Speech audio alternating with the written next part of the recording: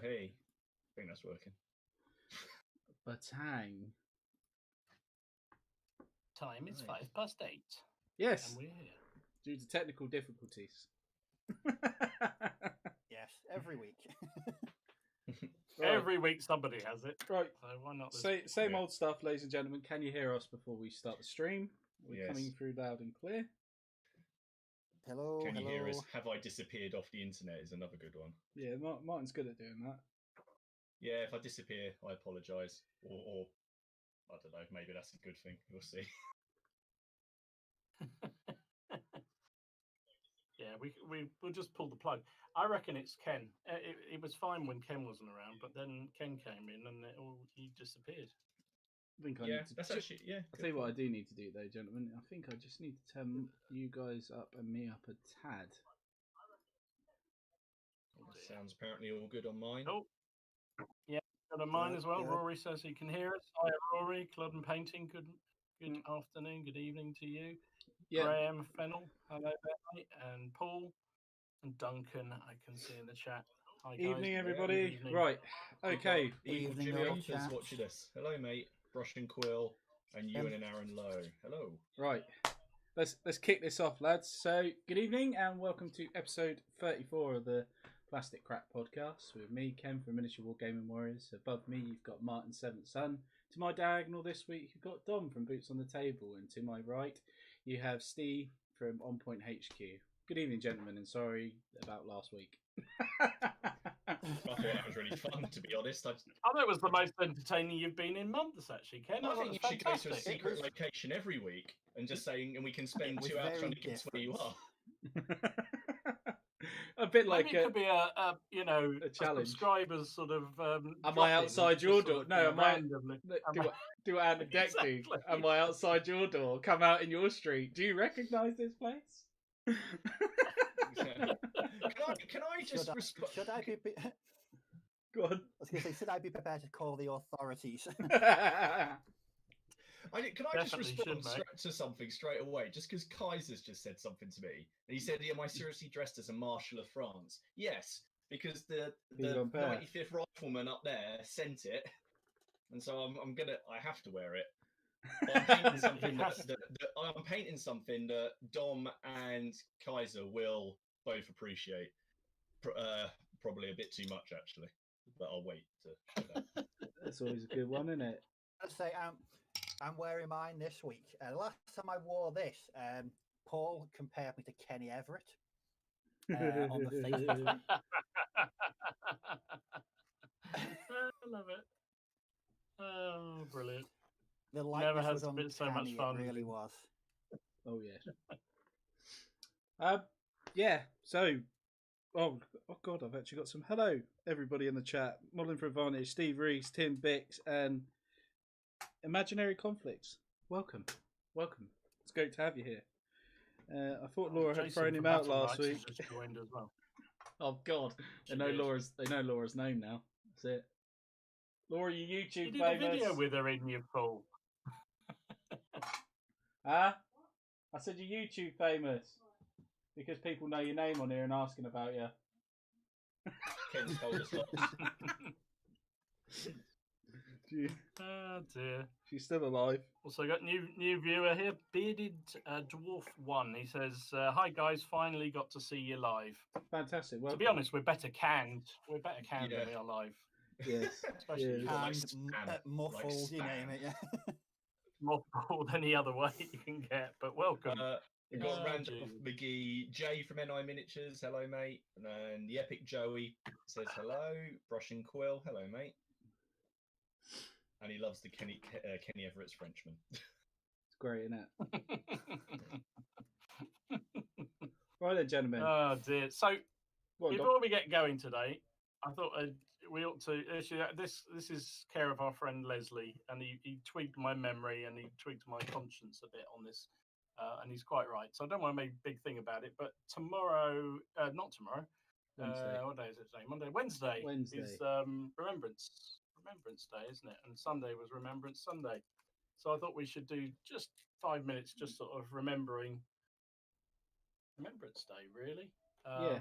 And I don't know about you. I listened briefly to the Two Fat Lardies did a very short, well, not very short, it was actually quite a long video where they sort of just took examples of people that they think of around Remembrance Day. And I don't know whether you guys have anybody that, or any sort of general people that you think about around Remembrance Day.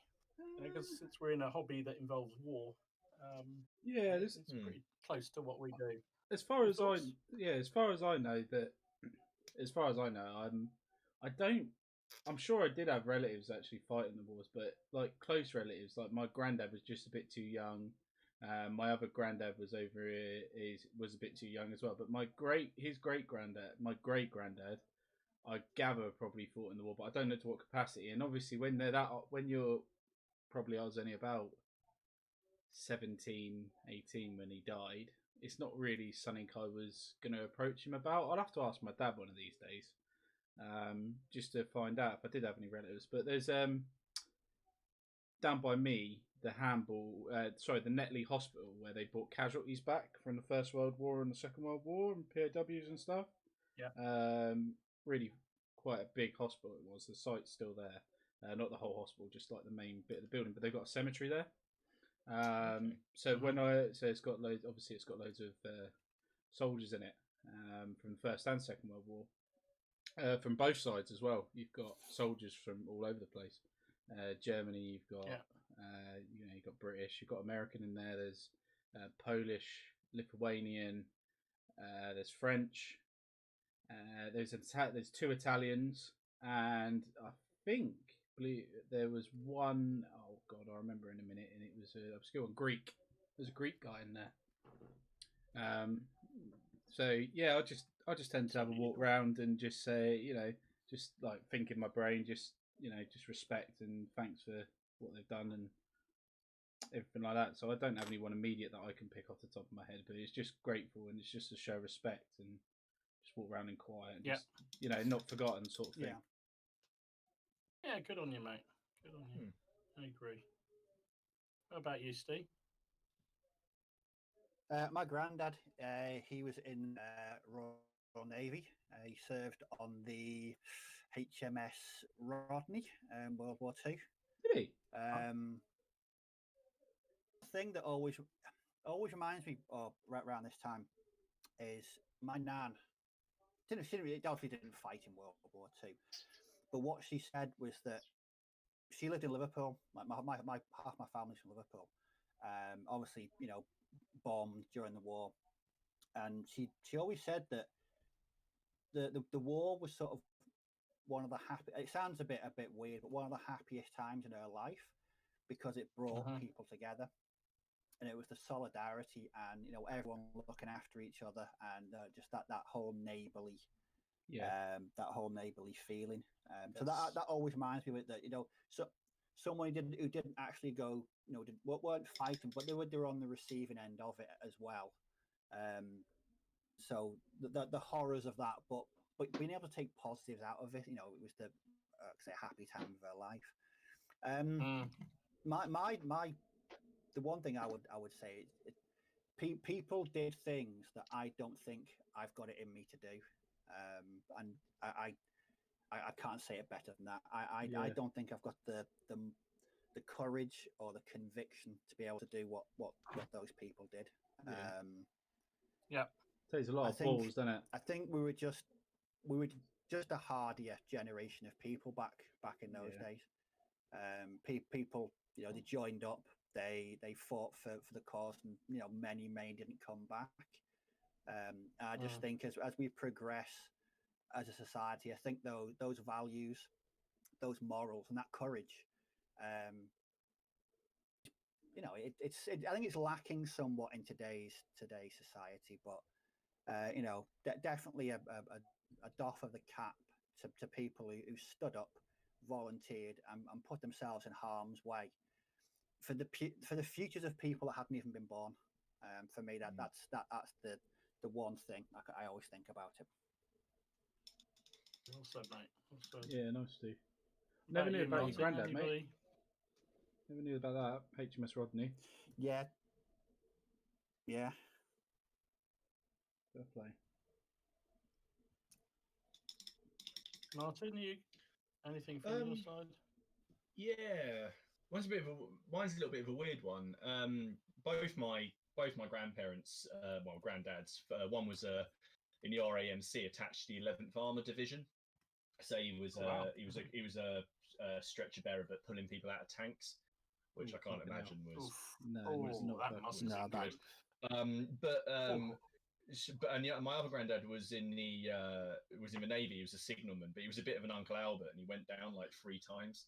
But he got the Distinguished Service Medal, and he got mentioned in dispatches twice. So I'm trying to currently at the moment find out what he got mentioned for. But no, weirdly, the person I think of, my granddad who was in the Navy, his wife, my gran, she worked at Bletchley Park. But we didn't know till 1995 when she could tell us. We just thought she said she was a telephone operator for 50 years, and then the very important telephone operator. So she worked at Bletchley Park. So my dad keeps on getting letters from them and things like when they do commemorations and stuff like that, because she's there. She's got her name on the sort of roll of honor at Bletchley Park. But who I think of is her first husband, who was an artilleryman, but he was stationed in Saigon, and he was captured by the Japanese when they capitulated. He unfortunately ended up on the Death Railway, where he died. And my grandma, she spent a great deal of her life. She only got a telegram basically saying, missing in action and confirmed by the Red Cross that he died. But until Burma opened up in the early 90s, she wasn't able to go. So in the early 90s, she went out there. It was covered by the BBC, weirdly. She did like a little pilgrimage to his grave for the first time in the jungle. But after my gran died, my dad we were going through all these papers, and we found all the telegrams and this guy's service record. And then it kind of hit me and my dad we were thinking about it, and especially me quite hard, because my gran met my granddad after the war. And if this chap hadn't have been killed, I wouldn't exist, my dad wouldn't exist, kids wouldn't exist. And he had no immediate family other than my gran. So all that exists of him on this earth, really, that you can see is this grave in Burma, or Myanmar, sorry, and this brown envelope that my dad's got with all these telegrams and stuff in it. So we've kind of taken it on ourselves to try and like piece together like a bit of his life and his story. So we've been trying to do that over the last couple of years. So we're thinking sort of putting it all together, because it's weird, because in a weird way, it's kind of like it's like the man who, I can't remember how my dad put it, but he basically, this guy had to die, or had to not be here anymore with my gran, otherwise we wouldn't be here. Well, I wouldn't exist. We wouldn't exist. It was just a bit of a sobering thought. His name was Leslie Surridge. His name was Leslie Surridge. There you go. But yeah, it was just a bit that sort of tracing that back has just been a bit interesting, because we kind of feel almost responsible for this guy's story, as it were, because there's no one else for it. Is there anything you could do with, like, once you get all that information, could you donate it to the British Museum and stuff like that, or because obviously it's part of the Burma Death March, wasn't he? So yeah, we were gonna. Well, there's one part of the Imperial War Museum's got like a foundation, an exhibit, not exhibit. Yeah, we were thinking about doing like a small, not a book per se, but like an account, just because it's just interesting from a bit of a research, and we keep on finding out sort of more and more stuff about him, which obviously no one ever knew, because his mum, he didn't know he was an orphan, or he was put up in an orphanage, and then he didn't have any brothers or sisters, and then he met my nan, married her, and then he got drafted. So or he volunteered, I can't remember, but yeah, so that's who I think of. It's a bit of a weird one. That's a hell of a story. That's like you say, it's one of those amazing things. You start thinking things through and think, actually, I wouldn't be here but for the fact what happened to him. Yeah, so it's very mixed emotions. These horrible events hadn't happened, but the course, it's amazing how these events shape us now. Yeah, everything happens. Absolutely. I'm just thinking. I wonder how many other people are out there, though. With they went out to fight. Very very little family left behind, and they get killed. And you think that's the end of them. There's nothing else after that. No It's trace just, anymore. Yeah, exactly. and probably very It's a likely bit. because they were very young. Yeah. They hadn't really started their lives. If they, a lot of them just got married when they went off to serve, and that was it. If they didn't come back, that was the end of them. It's What about very you? sad. It's quite Yeah. so. I know. Quite sobering. Oh yeah. Yeah, very much so. I think the whole thing is. I mean, so the one there's a couple of people I think about, but one of the more recent ones I think about in the last sort of 30 odd years is my father-in-law, and my wife's father, because he was on destroyers out in the Far East. He was a ack gunner on HMS Penn, and he doesn't talk about it. He just will not talk about it. He's got medals and all sorts of things, but he's still affected to this day by what he saw in Asia during the war. Towards the end of the war, he went to Shanghai. Is it Shanghai jail? Some of those real hellhole jails where the Japanese are locked up lots of British, American, and other nationalities, and he was definitely coloured and scarred by it. Physically as well, because he has a very vivid burn on his hand. But so he doesn't really talk about it. So it's difficult to really talk very much about that. But I just similarly, my grandfather, one of my grandfathers, he didn't fight in the war. He was in he was a foreman at a factory that built Lancaster bombers. Okay. And so he was responsible for the cockpit area of the bomber. And he tells stories about the factory and all the being hit and all the terrible things that went on. I remember him talking about that when I was a kid, and it just sort of brings it all back. That sort of home front bit more than anything else, with fire bombs being dropped on the factory, and they carried on working up until the very last minute because they needed to get the planes out the door. Yeah, it's amazing. But I'd sort of take difference with you, Steve, around they were a different breed of people. The people I've spoken to about old soldiers and what have you, they felt they're just doing a job. And I do think that even today, I know mates of mine who went off and fought in the Gulf War and things like that, and it's a similar kind of thing. They just did it because they didn't want to let their mates down, they didn't want to let their family down. So I think bravery is there all the time. But I think the difference in those wars, First World War, Second War, is they were so much younger. Jeez, they were young. Yeah. definitely. I mean, I've read quite a few accounts of when the First World War ended, and all the British troops came back. Many of them just didn't, for the rest of their lives, just refused to speak about. George won't. George won't talk about it. It's like the famous chap Harry Patch. Yeah. He blocked the whole thing out until he was in his late. I think it was in his 90s, and apparently he was in a nursing home, and someone turned a light on, and the flash just brought it all back. He'd spent most of his life blanking out what he'd seen. But I've got his I can't remember the name of the book, but it was a book he wrote with this other guy about his time in the First War. It's a really, really good book. Highly recommended. That's I do. That's nuts. That's it. Russian Quills just said on mine that his grandfather was at Bletchley Park, and only found out last year. That's a bit weird. That's amazing. It's crazy. There's a lot of people who went through there. That's crazy.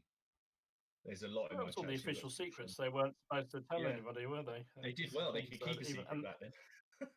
Well, that was the thing. There was no internet, and nobody talked about anything. There when was they no said me. They kept a secret. Boy, did they! There was no me. me. You bloody can't keep a secret. That's for sure.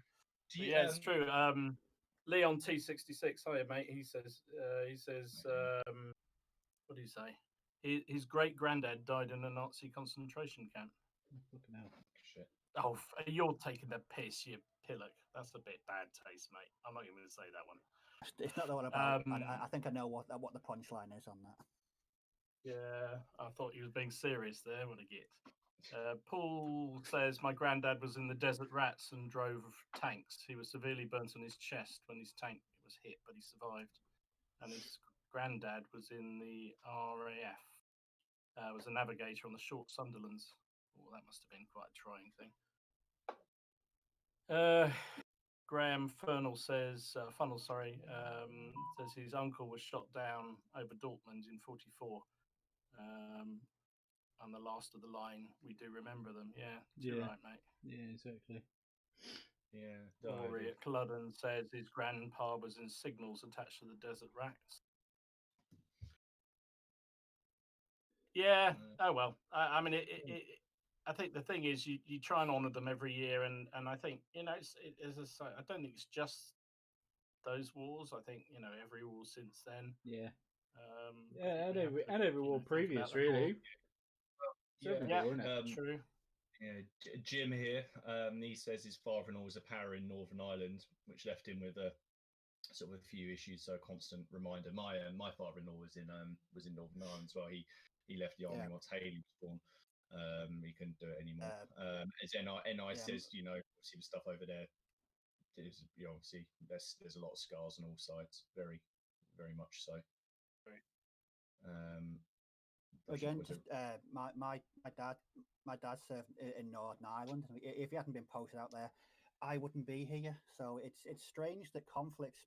You think, like you said about before, decisions like that can determine who gets born. Yeah. Northern Ireland produced me.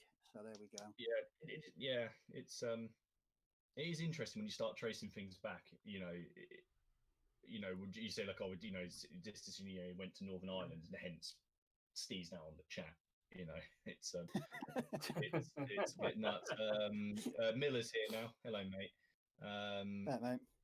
And Mike Blake says his great uncle George died 22 in Burma in 1944. I can't remember. I think my nan's first husband, I think he died in 43. I think.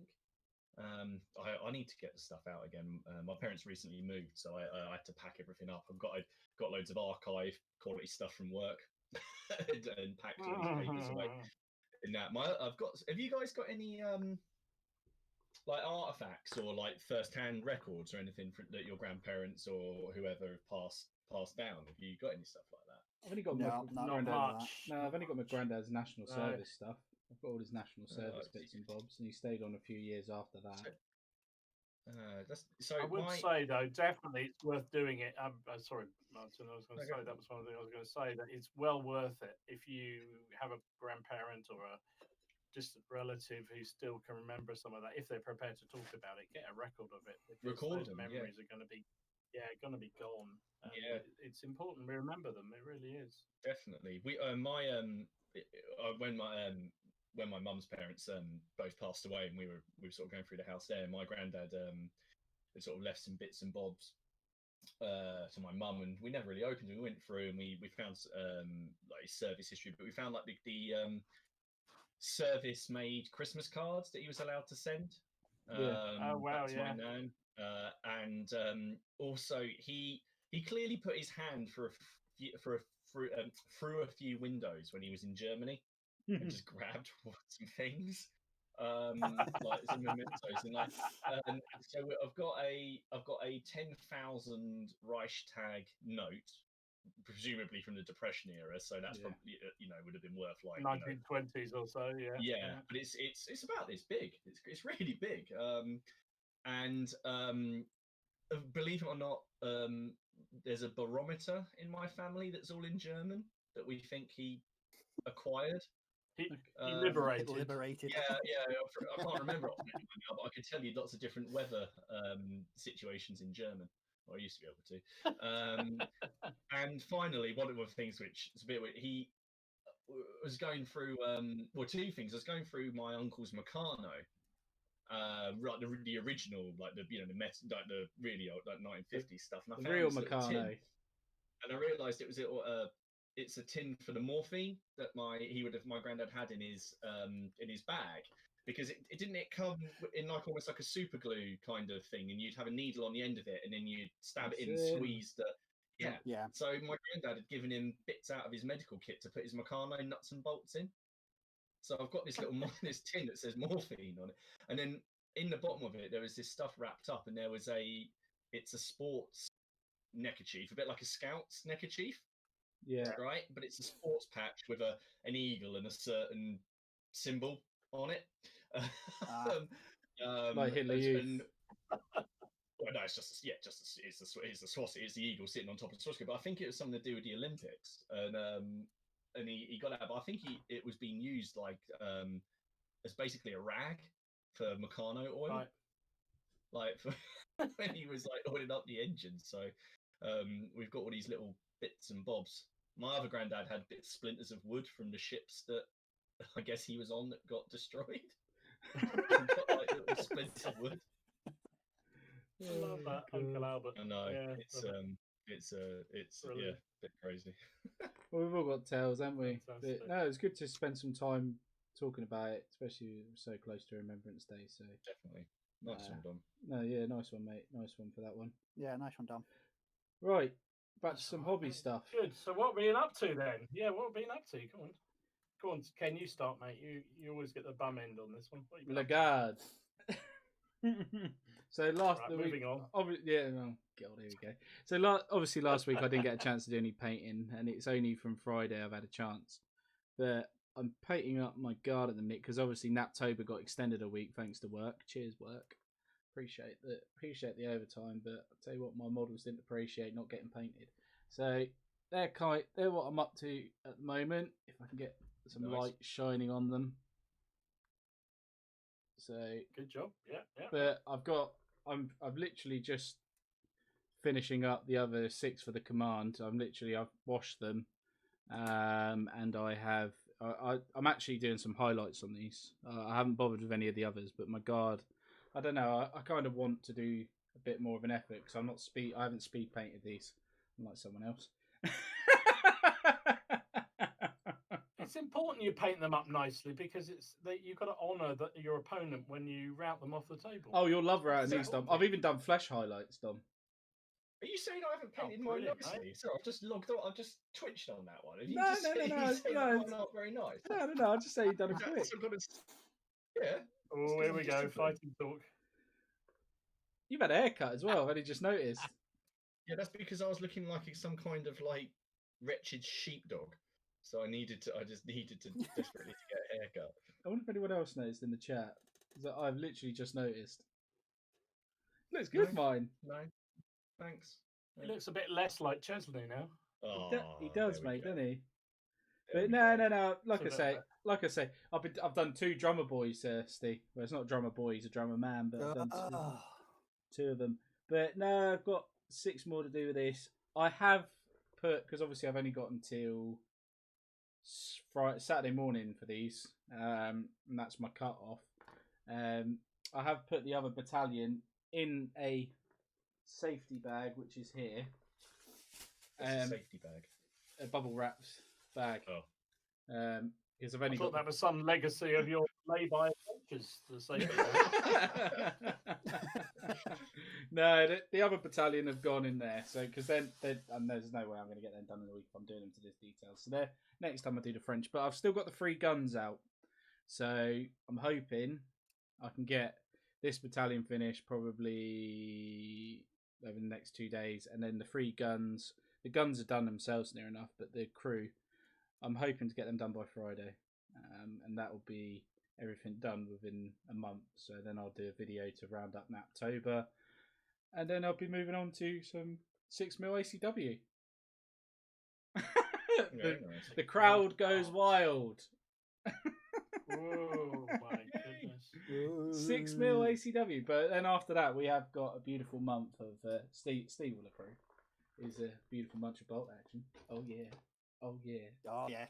Looking forward to seeing that. That's going to be a good month. That will be a good month. So I'm excited about that. But obviously, I'm a bit disappointed. Warlords still haven't had their sprue sale. Get on the sprue sale. I want battalions for £4. I wonder whether they're going to have one this time. They should. They've done so bloody well. They've got a Black Friday sale going, but it's for big numbers, isn't it? It's for like multiple kits of like starter arms. It's a bit crap, to be honest. Not gonna lie. Not gonna lie. Bit crap in my eyes, but I wonder whether they're going to bother.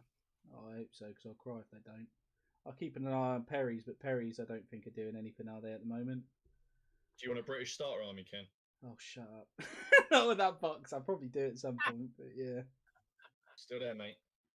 Just sitting there. Oh, man. And it's 36 man battalions. Good stuff. Yeah, but yeah, that's me, so that's what I'm doing tonight as well. Excellent job. Oh, just got to say hi to Lee from Battle Bunker. He's just popped in to say hi. How's Mel doing, mate? I hope she's doing better. Don't know whether everyone saw Mel's gone down with the dreaded coronavirus. Oh, no. Hopefully she's feeling better. Good.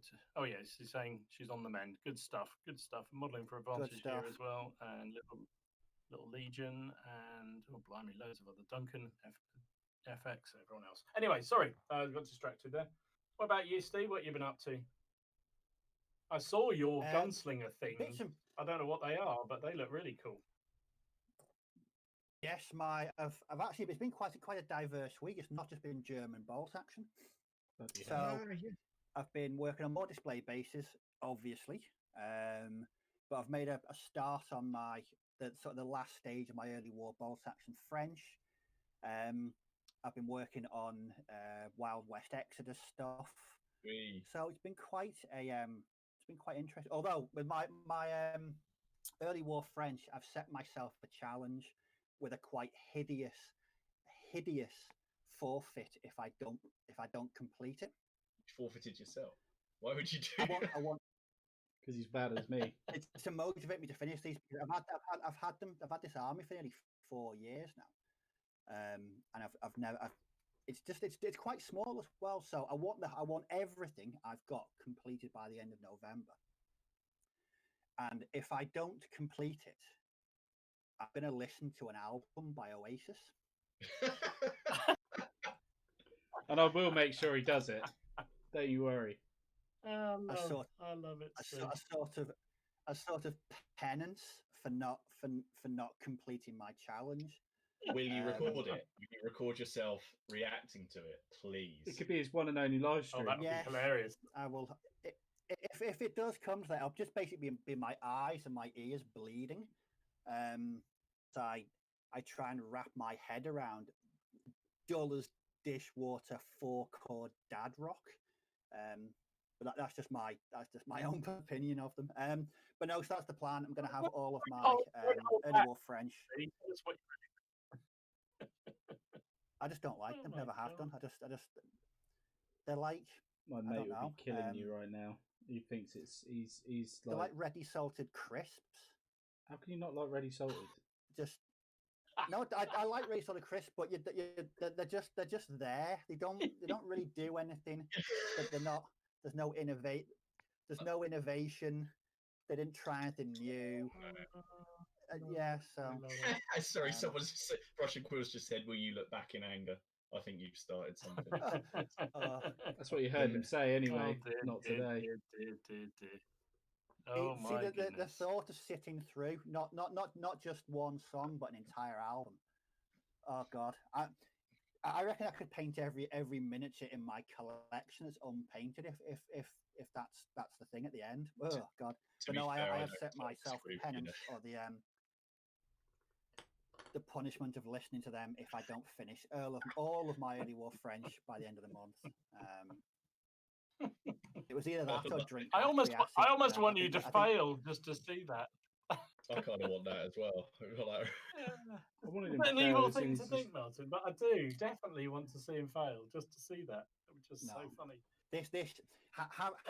Having that brand of fresh hell waiting for him at the end of it, that's going to keep me motivated to get these guys finished. In fact, I'm very surprised if I don't finish everything tonight in like some kind of speed painting frenzy. But that's what I've been up to: bolt action and Wild West Exodus and display bases. So quite a busy week actually. Yeah, mate. I thought those Wild West figures look absolutely awesome, and so I don't know that game really. So for somebody like me, is it basically just sci-fi version of Western? I think Martin would probably best explain it. I've got it. I've got the starter box, and I've played quite a bit, but I've never played a game of it. So I think Martin, I know he plays it, so he probably best briefly outlining what it is and what it's like. But it's a I can't remember the name of the company. The Dystopian Age. They made Dystopian Wars and another game. So it's set in a dystopian age. It's a Wild West steampunk sci-fi fantasy setting. Basically, anything that vaguely has any connection to a Western or sci-fi will kind of get made into it. You know the TV series Serenity? The Firefly series. Oh yeah, sorry. Yeah. There's a crew in there that is definitely not the people from Firefly. I've definitely not got the Emperor from Star Wars in my warband. Due to copyright reasons. There's a lot of that. But basically, yeah, it's a low model count skirmish game. Sort of big vehicles. You can get horses with like big cannons on the side of them. The sort of the equivalent the Native Americans use. There's magic. There's weird creatures. It's quite a nice system. It's all D10s. You like D10s, so and it's entirely possible for the weakest model. It's entirely possible for the weakest model in the game to kill the strongest in one shot, which is something I like. It's very fast and quite bruising. Because of the rules, it's fairly brutal. And I've not played loads of games, but I've enjoyed each one that I've played. Games you can either have large armies of robots and robot dogs led by I sent you guys a picture of the judge who basically one of the posses is a lynch mob. So you've just got loads of villagers like kids and bartenders and a guy carrying a noose and then this judge pointing and they just send them out. And then the other side you can just have like a sort of a steampunky version of Abraham Lincoln, like the zombie of George Washington and Wyatt Earp taking on the world.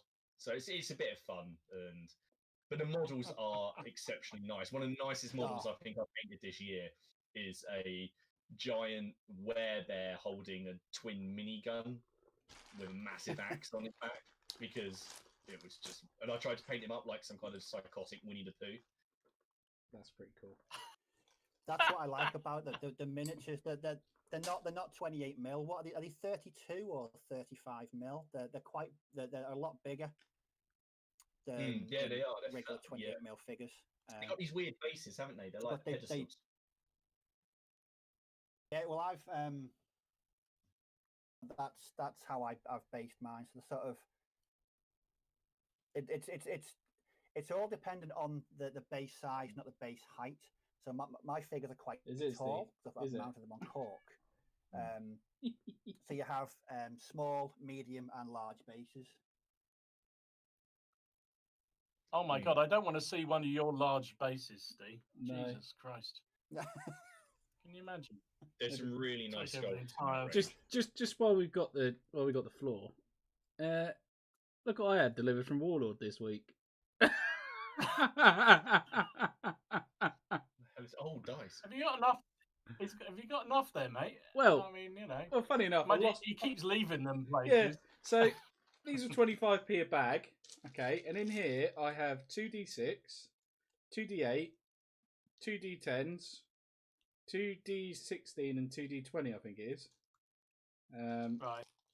And I've got 16 bags of them, and they were 25p a bag from Warlord Sale. So I'm good for dice. I don't know about everyone else. Jesus. But I finally got my own dice again, Dom. Because I don't know where my salute dice are. That bloody time. I hate losing with my own dice. That's really annoying. Yeah. That's almost as bad as losing with your own figures, isn't it? Painful. It is, yeah. He did that to me as well the first time we played. Mm-hmm. Dom, when's that video coming out anyway for that game we had? I edited it today, but I had a hell of a job changing the result. It was really hard work. bet it was. Bloody French. Yeah, I probably got later in the week. Oh, I can't wait to watch it. Yeah, I did. It was hard work, you know. It was hard work, but you know, we got there in the end. Suddenly, it's become a miraculous victory for the Allies. Don't know how. Did it involve a table I being think- thrown? Although I did get really annoyed. I spent ages editing a video this week, the end of last week, from a game I had from ages ago on the. Oh, it's the one I was referring to the other night about. I got a bit grumpy in because, yeah, I just got a bit grumpy in basically. Graham and Jonathan wound me up beautifully, and they did a fantastic job. So I edited the video, and I thought, to be fair, it wasn't a great game. But I thought, you know, it's going to be locked down, not many games to show. I'll edit it, and then at least it's done. And it was a really tricky one to edit because I had to edit out as much of the grumpiness as I could of me, just to make me look good, you know, that kind of stuff. And and I got to the very last sort of half an hour, and all the bloody footage was corrupted. So it was like, Yeah. wasted all that time. Been there, Dom. Been there. So, Been there. really It's- annoyed me. it's Anyway, not never nice. mind. Yes. So then I had to go and do the one Ken and me had, and then do that one. So that will appear fairly soon. Oh, I'm so I finished happy. it today, Ken. You'll be literally- pleased to know. Literally, I can't wait to watch it. It's going to be a good Yeah. game. But yeah, Apparently, who's somebody who said, "Oh, I've lost it now." There's been so much chat about Oasis and how Yeah, you're same going to in die, here. Steve. Apparently, bloody Oasis.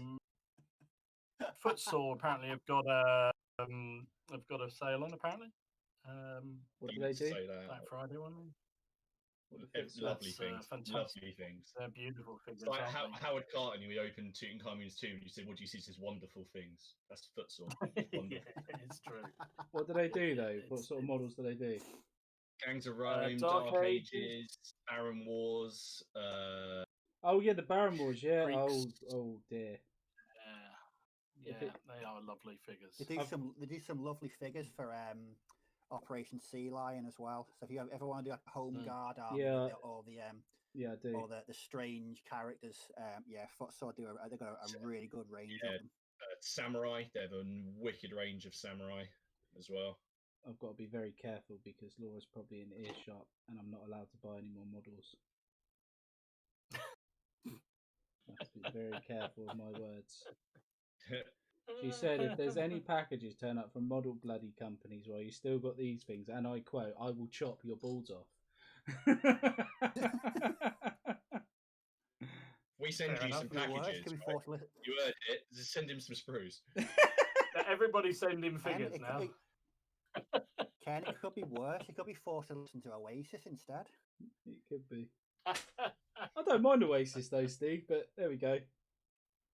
I feel the same way about Coldplay that you do about Oasis. So that's my. That's my. Yeah. It's just like boring silence. It's just like just rather listen to silence. At least silence is productive. I like silence. just Silence is heading good. Is into that the a music anti- equivalent of mashed potato? Come on. Sorry if anyone likes. No, that's all right. Come on then, chat. So, What you No, got? you've gone too far now, for God's sake. Next, you'll be dishing Marmite and stuff. This is just outrageous. Stop it now. And Bovril. Right. Miller's just said he loves Yeah. Coldplay. I think we've had something we disagree on now. Yeah. But Oh, Jesus. come on Right, then. Martin, what have you Yeah. been working on, mate? Come on. I finished my my Eowyn and Merry for Lord of the Rings. I spent about a week on them because I wanted to actually try and do as good a job as I could on them and not get through them as quick as I could. And they were class, quite mate. enjoyable. I finished those ruins I was painting, and then I did some statues that I got for like £2.50 for because they were misprints. Because I was just trying to create some terrain. But I've got like a little. I can knock those out now, and I think I did all 3 of those statues.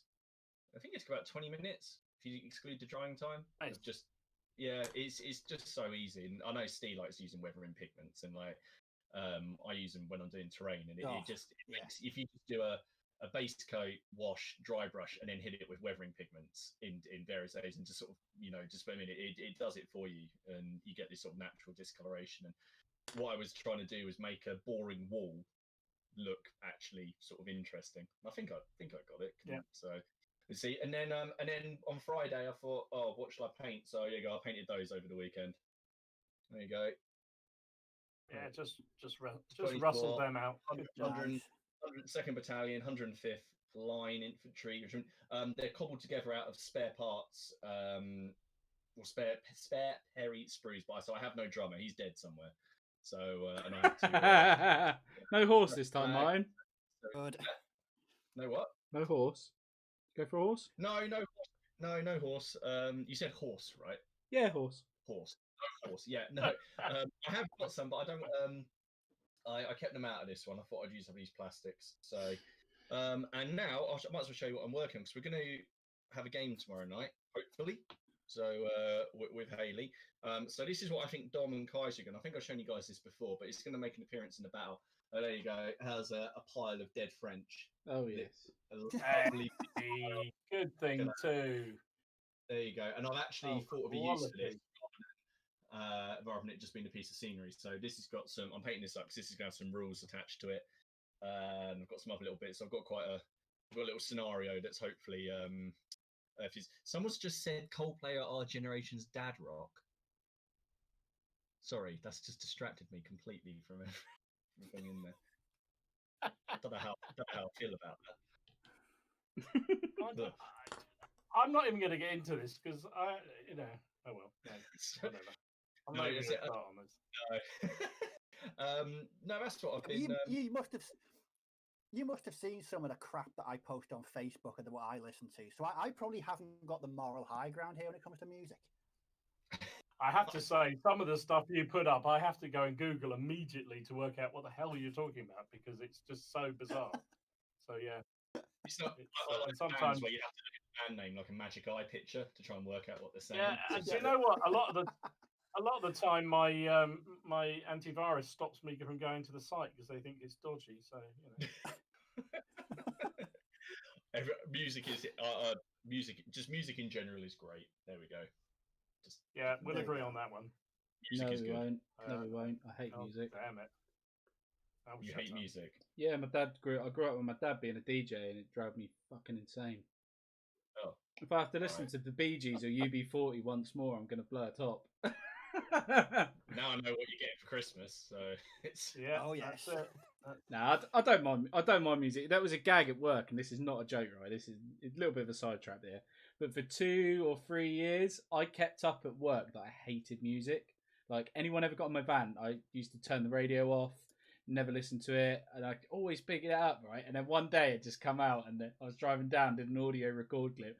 There's me listening to some music, and they were all like fucking gobsmacked. I'm actually listening to tunes because I used to just absolutely go off mad and go like, yeah, if I was Prime Minister, I'd get rid of all music, nightclubs, anything that made people happy, just get rid of it all. Fucking hate it. What's your name, Cromwell? Pretty much. I was going to say, I was just thinking he should be a Puritan. Yeah. I was like, I don't mind a bit of of classic, bit of orchestra, but I wound them up for like that was like a 2.5 year, 3 year gag. Oh my god, it worked so well. And then the day I finally let it go, I was just like, it was like when we started lockdown. I was like, I've got to cheer them up here. I've got to cheer them up. They were absolutely gobsmacked. They thought I was winding them up. That I actually, it's so funny. But yeah, that's really like it. If any of you four are watching this, big up the South Coast networks. Yeah.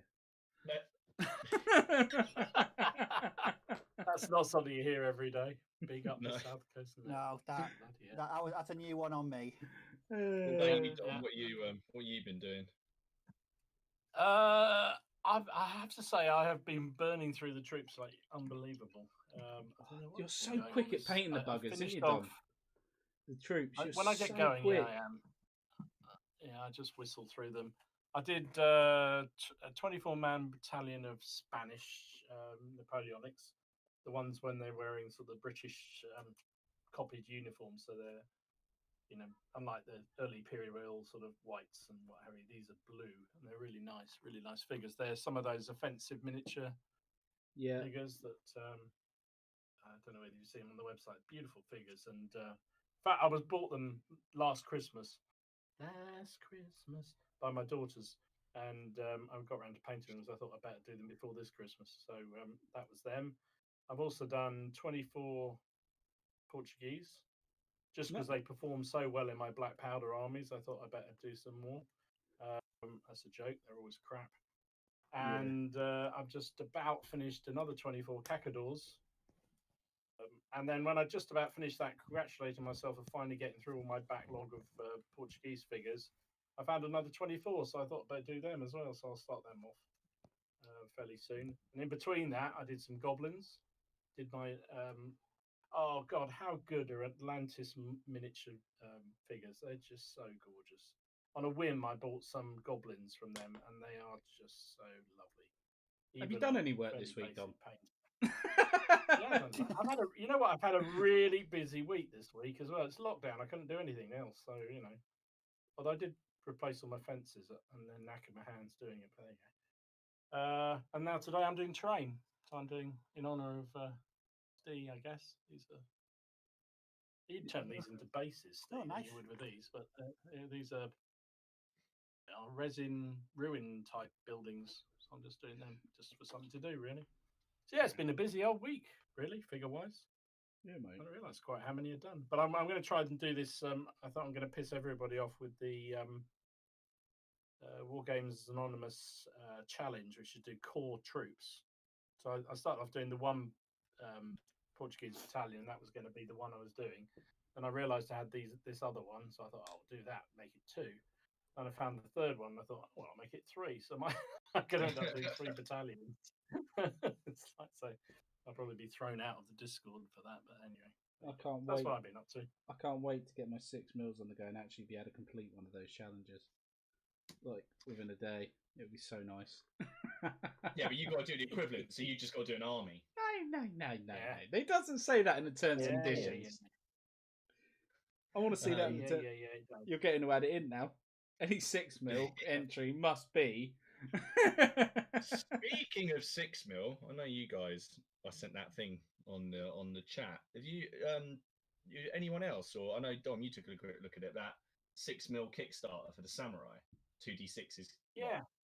I'm really. Have you seen? I had to look at the sculpts properly. Have you seen the Horsemen? They are stunning for 6 mil. I mean, like Bacchus now, they all make really lovely models, but the Samurai Horsemen look amazing. Have a look at them. It's a Kickstarter that's going, and obviously it's not the. I've been off Kickstarters for a while, but I was looking at that going, well, it's a relatively low investment for quite a lot of models. It comes with scenery as well. It's got lots of little Japanese buildings and like the Dragon Gate, the Torii Gates, Dragon Gate. What I'm talking about, the Torii Gates, and you've got the warrior monks, Ashigiri, samurai. It's a really nice little set of models in there. So I might seriously, and as you say, I always said to you guys, if I do 6 mil, I'd be tempted by samurai. And you were saying you were worried about painting samurai armor, so 6 mil. Yeah, I mean, it's the one thing I've never played any sort of samurai. I've never had any samurai figures. I've never played them because I've always been put off by painting them. But I have to say, I have at the moment clicked on that Kickstarter, and I'm probably going to get them because I thought, A, as you say, they look fantastic. Yeah. What's and the B, cost? for as you say, I can buy a little army for very little. Yeah. And it'll be easy to paint. More important. He's done some rules as well. So, yeah. So, and I always. He? He's done rules. Yeah, there's a free rules that are coming with it as well. So, I mean, obviously people can use what they like, but I think if someone can releases a range, if they can support it with some rules, it'll always, do a little bit better. Yeah. So yeah, that's might be worth checking out. I actually can't remember what it's called. I think it's just simply called Samurai 6 mil. Yeah. What's the sort of price you're looking at to get in then? 40 quid for. Well, no, you can get in at 5 quid and then just pick what you want at the end. But 40 quid gets you a decent amount of stuff. Full-fledged army, basically. I'll have a quick look because I've got it saved on my phone for the inevitable 6 mil samurai by 2d6. Figures, scenics, and rules. And they've already gone through all their stretch goals. He wasn't looking for a great deal when you compare it to some Kickstarters, and he was looking for 1,000, and he's raised nearly 5. So, oh, nice. That's good. he's a kind of small. He does World War II stuff already, and he's got a small YouTube channel as well. So 25 quid will get you, for example, a rebellion thing. So it gets you 30 strips of 4 figures, which includes Ashigiri archers, monk archers, Ashigiri gunners, monk gunners, pole arms, Ashigiri standards, buildings. It comes with but for this one I saw 39 quid. There you go, samurai captain, a medium-sized army. That's the one I went for.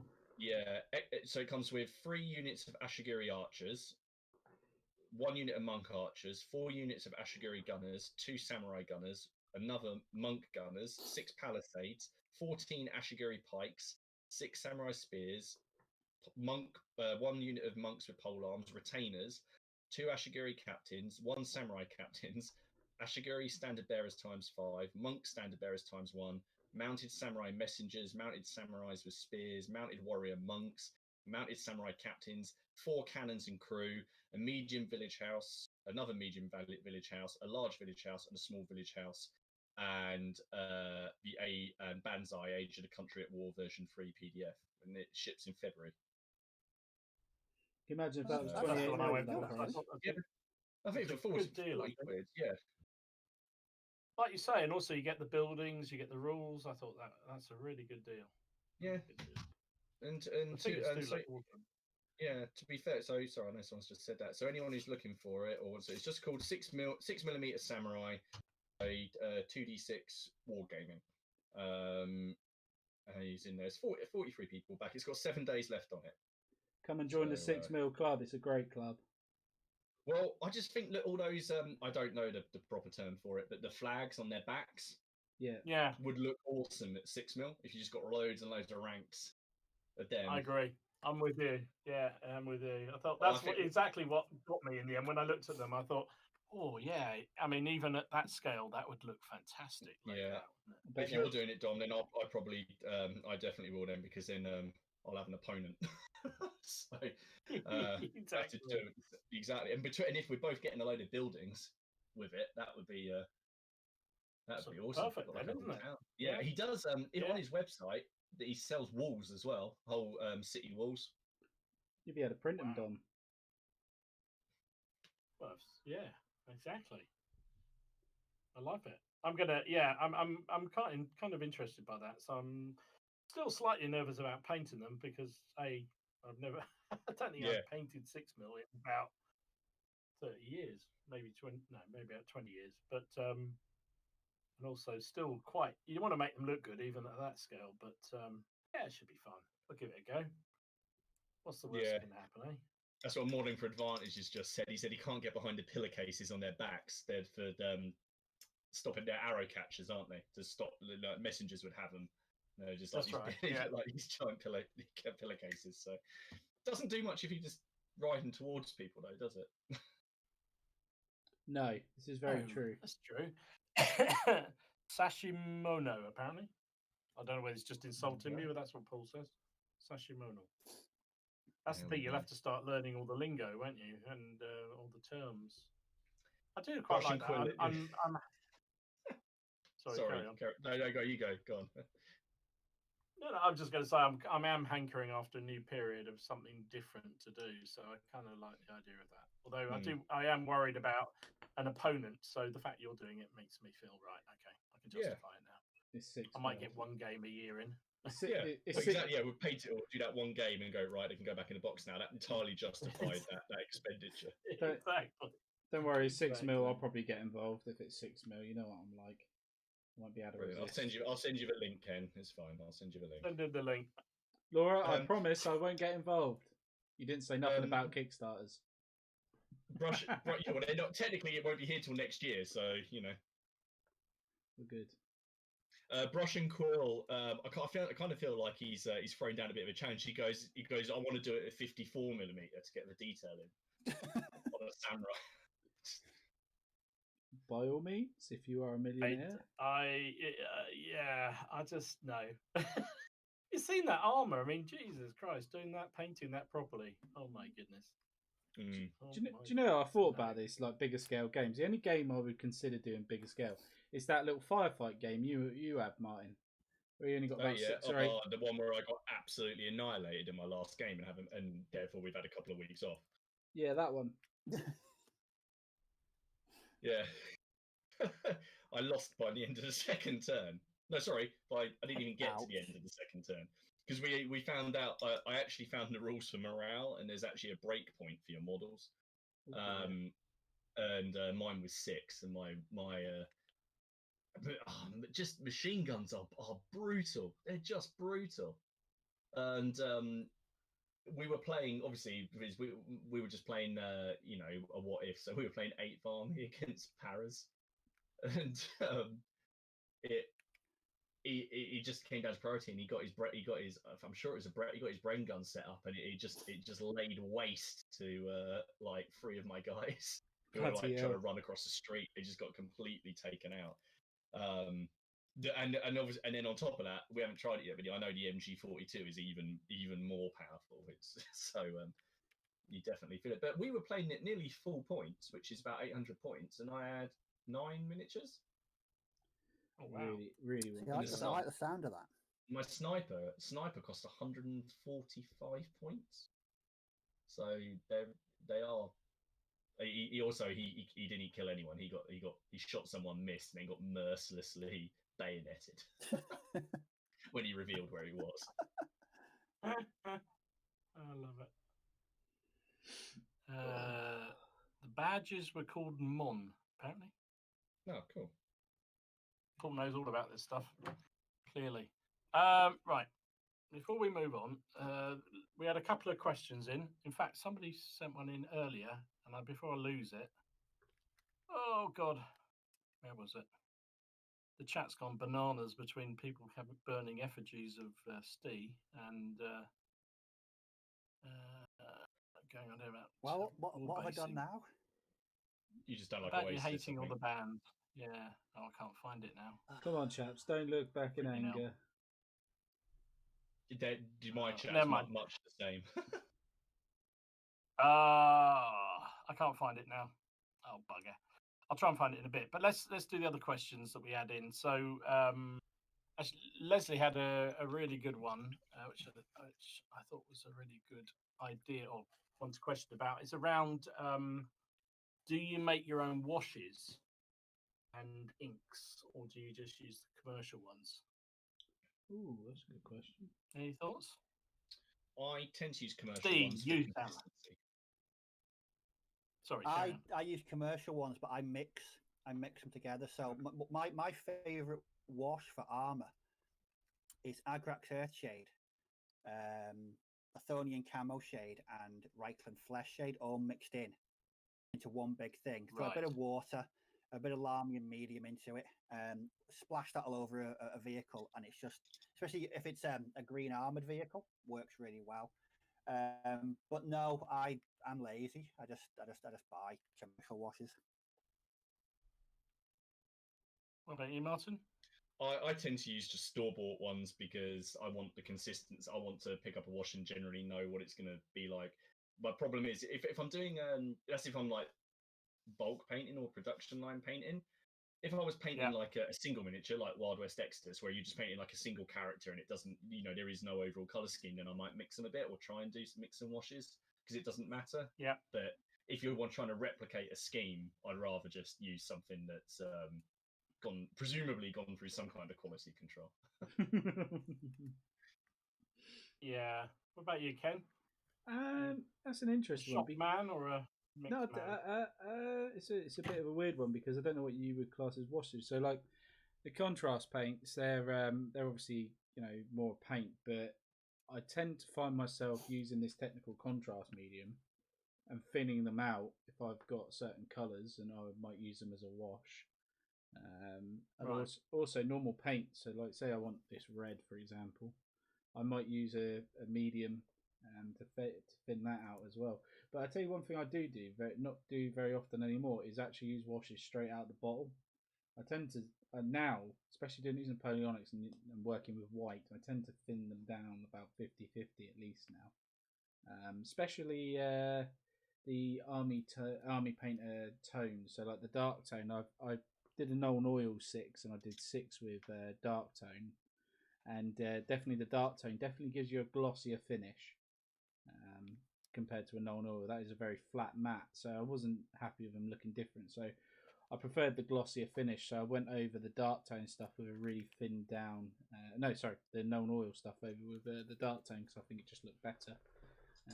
But it was as good because it didn't make the white go really dark because it was thin. So I do play about with them, but I don't purposely go out and make 5 litres of it, if that makes sense.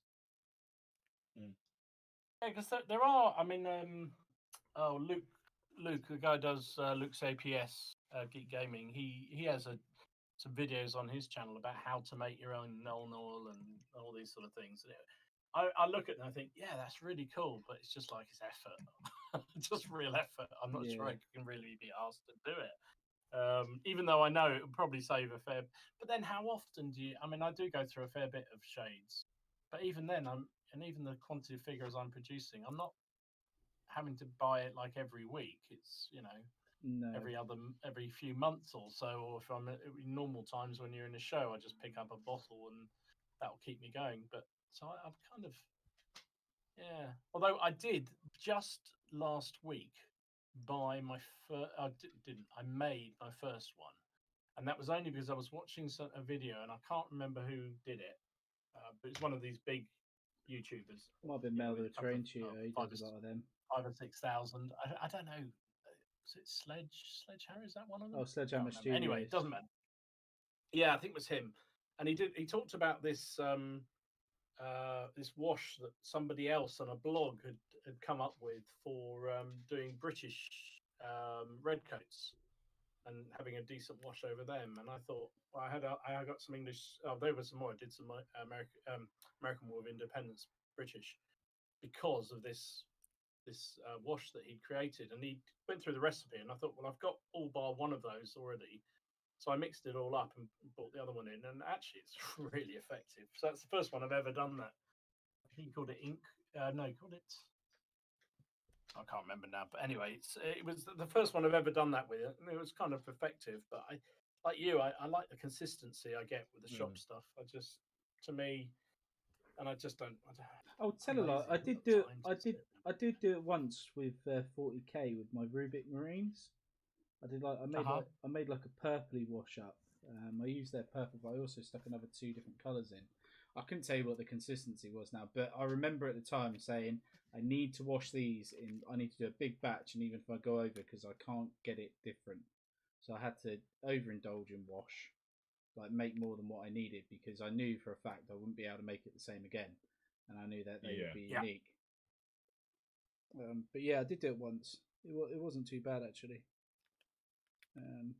It's the biggest thing with any of those sort of things, isn't it? The consistency. I think it's just making sure that it's like when people mix their own paints and what have you, and shades and what have you. It's a bit I've struggled with the most, is making sure that at least that same regiment looks the same, even if it doesn't look exactly the same as other ones in the army. It's that one does look the same. Miller's just asked a question sort of about washes, because he's painting up his Uruk-hai at the moment, and they've got like a black metallic armor. So how would we do that? I would just use Leadbelcher or a darker silver, and then I've used Black Templar over it. Yeah, maybe a couple of times. To get it, just that dulls it down. I've used that in my Wars of the Roses stuff where I want to get that like German European armor. The Black Templar does really well for going over a metallic. Really works really well. Gets right in the recesses as well. Try not to slather it on too thick though, because then you can completely obscure some of the detail because it all sits in the recesses. But thinner coats of it, innit? See, I find that as well. I use contrast paints, and I'm getting to work with them quite well now. And I'm finding, you could slather it all in one thick coat, but you end up with a lot of like streaks and stuff. I find to use it like in a smaller sort of thing, like I've done with these drummer boys. You can't really see the detail, but in the middle it's flat. It's just a clean yellow, but round the edges, with the like the iron yellow. I don't know if you've used it, Martin or Dom or Steve. I've It got gives you that like an one. orangey sort of tinge, red sort of tinge on the where it builds up. And it's done that around like on the edges, and it looks really sweet, really really nice. But if I went in really thick, it'd all just be that color. I think for that archive thing, it depends what you're looking for. If you want them really, really shiny, and sort of clean looking, then I think that's good. But the other one, if you're doing armor, sort of metal armor, and I do a sort of whatever I've done underneath, and I've got the sort of silvery effect over the top. I'll then use, which is the browner one, Nuln Oil. Is that the one? No, Agrats is the other one, isn't it? And I find that if you put a thin layer of that over it, it makes it, when it dries, it looks like they're just sort of slightly rusty or dirty, which I think for those sort of when I did my orcs, that's what I did with them, because I just like that sort of dirty, grimy look that I wanted off the figures. And I thought that worked really well, but it's each their own, isn't it? It's whatever you fancy. Yeah, precisely. But, yeah, yes, Miller. That's a contrast paint. Yes, yeah, Black Templars is a contrast paint. Other people have said Basilicanium grey over metallics. Yeah, that's what I tend to do for bog standard armor anyway. Dry brushing lead belcher over black gives you a great black armor look if you just want to go. Yeah, that's what I used to do for ages actually, and then I tried just going doing it the other way, which is starting with a metallic base and then working backwards. I just seem to prefer that one. Don't know why. Yeah, I copied your approach. You did one of those videos of medieval stuff, didn't you, where you were showing doing armor, and you did all the different contrast paints on different bases, and I thought that's really cool. So I've copied basically what you did there, and I think it works really nicely. Yeah, that was a really. I know exactly which video. That was a really lazy video I did when I couldn't think of anything to do. So I just turned the camera on and just paint myself slavering contrast paints over these things. And then it still gets quite a lot of people. It still gets quite a lot of views and quite a lot of comments, and people saying, "Oh, this, I don't like this one," or "Go for this one," or "I like the card," because I did 6, I think, like just trying them, like just using the Basilicanium grey straight. They gave it like a bit of a cartoony look. And I still get comments on that one, just saying, "Oh, I've done it nearly a year ago. I've kind of changed what I'm doing now. Maybe I need to do an update." Oh, well, I don't care. I copied it, and I use a lot of the techniques, and I agreed with you. I thought some of them worked really well. Some look really, it did look a bit sort of a bit comedy kind of thing, but others look really good. Even then, I used I can't remember which one. It was the one that sort of has that goldy effect. I can't remember which. Oh, was it the used? I used Gorgrunt of Fur. It was Gorgrunt of Fur. It gave it like a burnished look. I chucked that on. Like I tried to do at least one model in each of my War of the Roses units with just some burnished armor, because or some burnished chainmail. That's quite if you've got the nice silver armor and then you can do the burnishing on the chainmail, it breaks the model up a little bit. And in fact, I've been doing that. Obviously, this is going on for Levine's not about the armor, but if I say do Basilicanium grey, for example, over the whole model, I might pick out the chainmail in a different contrast paint to help break it up a little bit. Which that can be a sort of way. I think it's good. Well, there you go. If you're bored you've got nothing else to do a video, I'll do an update of that because I quite enjoyed that. If nothing else. So I found the question. It was from Graham Fennell. He said he had a question. How do you choose the size of your armies for black powder? Oh, I've got a video on this coming up. Hey? I've got a video on this coming up. All right, we won't answer then. We'll just watch Ken. No. So, I am going to do one because I did my introduction sort of thing. I was literally in the next part. I was going to go over battalions, different battalions, brigades, how to make a brigade, how many I'm going to do for my army to make my army in total, what you can do for the different scales. But we can answer it. This is the short version. Go on then. You have the floor. Oh, thank you very much. I have got it on underneath, lads. It is there just in case I get a bit hot. I think two seconds, just 2 seconds. Tonight, That's Silla. horrific. You're wearing the English like king's colours over the top of like a French colonel's. That's got to be some kind of like. Oh my god. Oh, Tonight, Matthew, I'm gonna be Napoleon. oh my! So I think I preferred the other one. So yeah, basically how I'm going to do it is I have decided I'm going to go with an elite brigade. I'm going to go with a pure French brigade, just normal line, and I'm also going to go with a foreign units, so like Italian and Swiss and stuff like that. But I'm going to make three separate brigades, and that's going to make my army. So I think 3 is a good number because it's good because you can still play it on a 6x4. What are you doing, Martin? You laughing at this? Yes, I'm laughing at that. What are you laughing at? Someone in the comments is writing strip. No, we do not. No, is exactly what I've just put back. Oh, come on, lads. Mark- It isn't Twitch. Behave. Martin, can you control Haley, please? We don't want that now. Right. I'll try and ask her to get herself under control. She has had a glass of wine. Oh god. Right. So yeah, I think 3 brigades is good because for the simple fact of the matter is you can still play 3 brigades on a 6x4. Yeah, it's a bit tight, but you could leave a battalion out of each. But when you play like on an 8x4 or an 8x5 or 7x5, it's quite a nice amount of room, and a lot of us are going to be playing on a 6x4. So I'm going to try and keep it along the French doctrine. I will have 4 battalions in my French brigade. So I'll do the only way I do it like Martin does because I thought it was a really good idea. Go on GMB flags and pick 2 lots and just go with those 4 because they all fought together. You can even go in and get all 4 that were in the same corps, can't you? So you can look for the same corps and you can put all 4 of them. That's another way to do it. A bit of history there. Watch. Is it? What is it? What's that? Oh Christ! That series I keep talking about and Steve showed about. What's that on? It's on YouTube, but what's it? It's not the Little Wars, the other one, the History Channel thing. Yeah, Epic History TV. Epic History TV. Go That's and check the that one. out.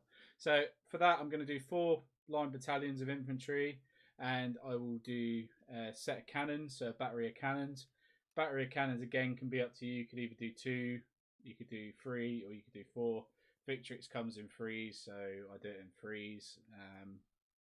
Might represent with half batteries being 2 or 1. Depending on how I feel at the time. So that would be 1 brigade along with the colonel.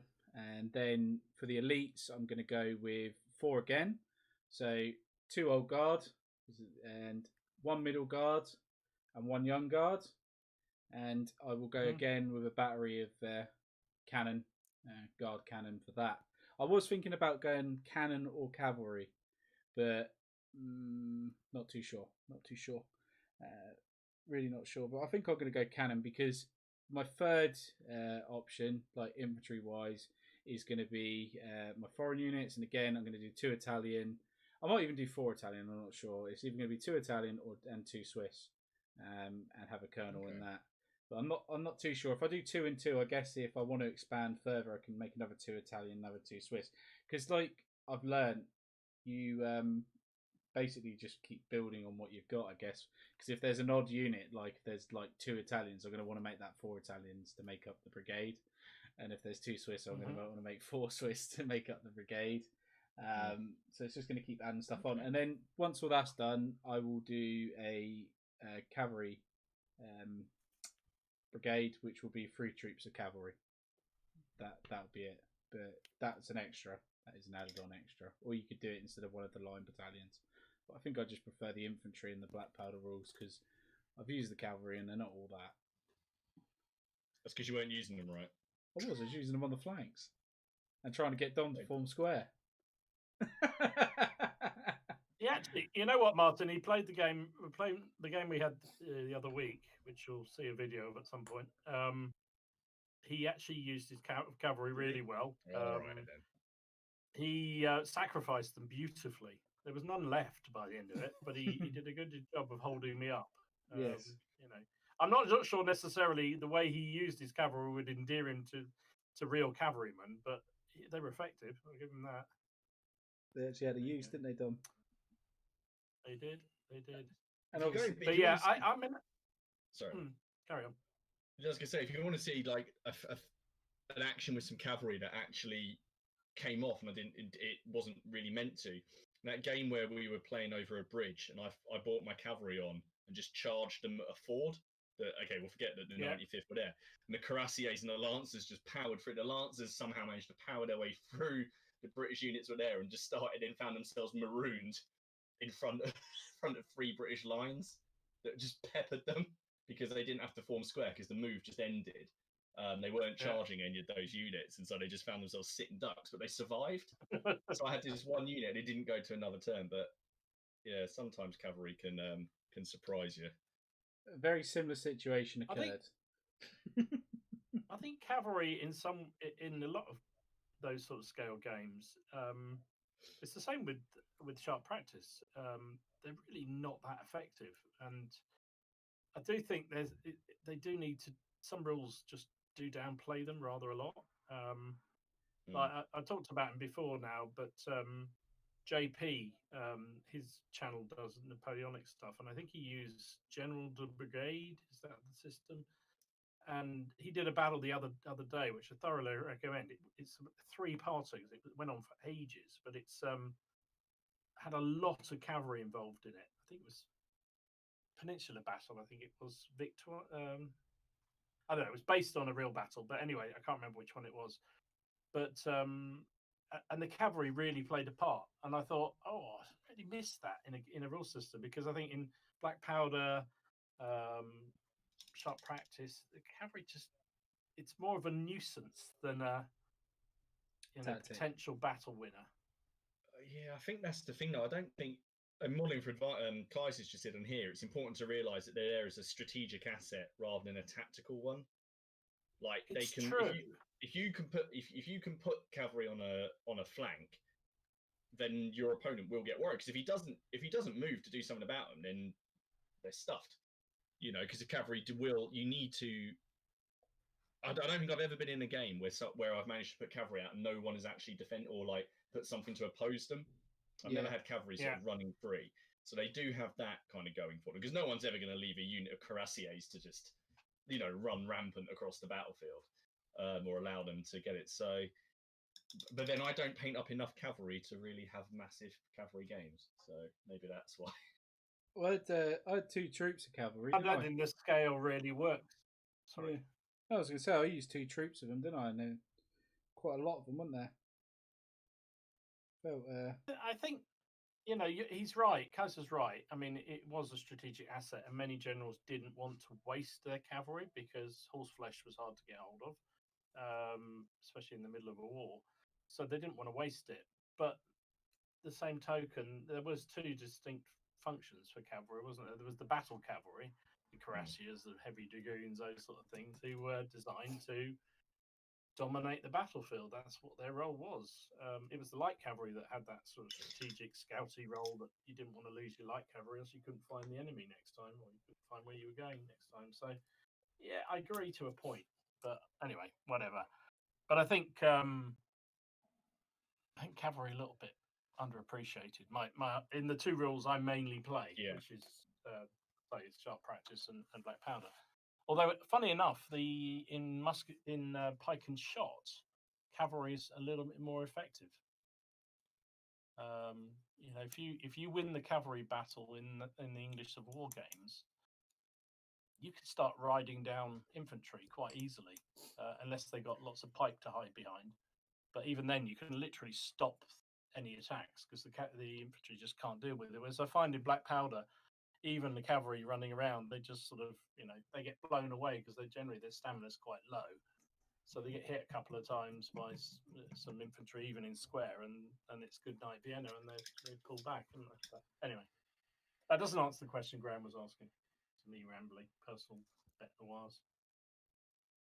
What about you, Martin? Because you've got loads and loads of things. Do you set up just randomly building units you fancy in Black Powder, or do you follow a historical template? Or I started following a historical template for Waterloo, based around the assault on La Haye-Saint. So I kind of got all those units, and then I just kind of thought, I'm never gonna replay this battle in full. So I just start. I Yeah. just kind of got. I get the idea.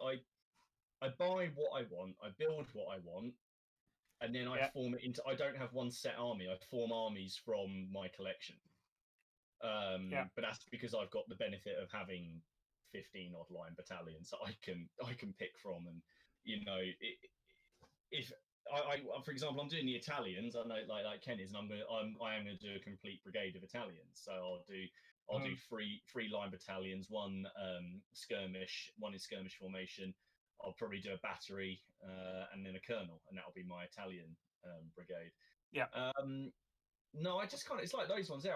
Those ones that I just painted up because I had the 105th flag, the 2nd Battalion flag. So I just painted those, and because you can never really have enough line. I mean, 4 units if you're playing black powder in the brigade is probably about right. 4 or 5.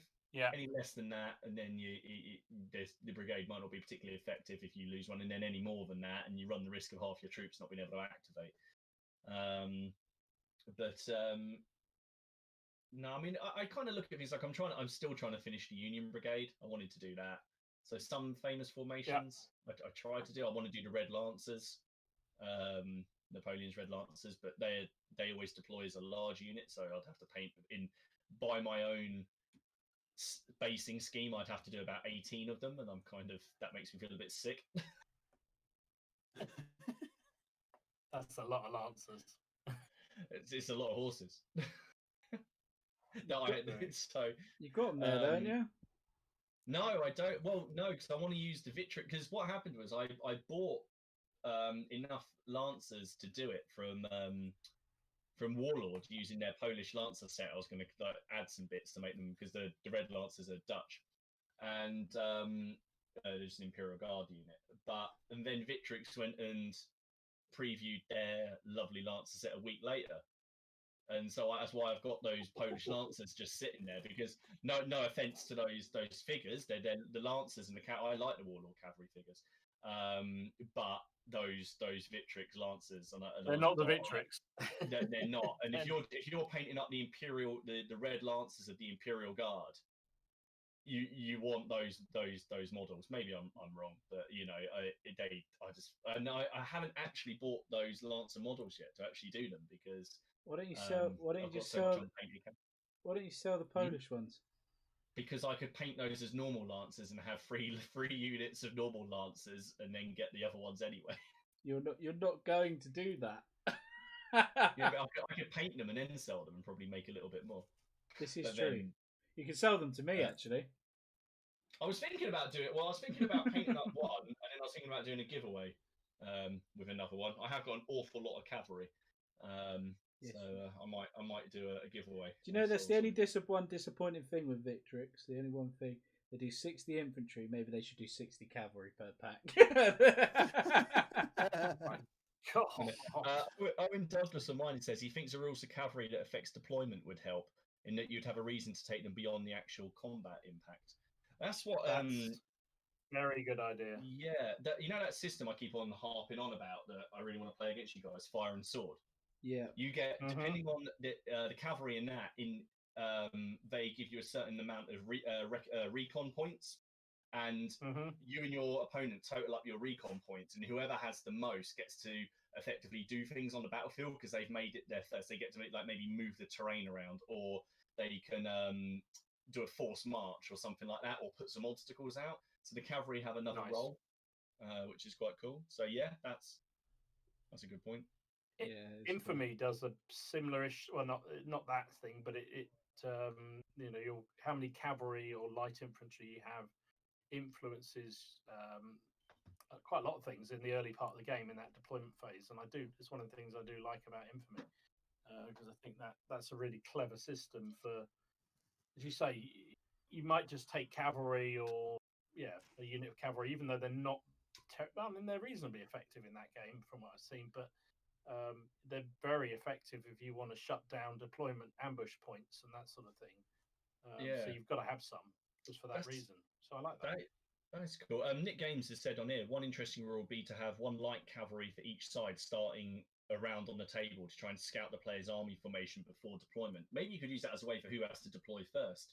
Have a little cavalry standoff, and then whoever I like loses that. has to deploy first.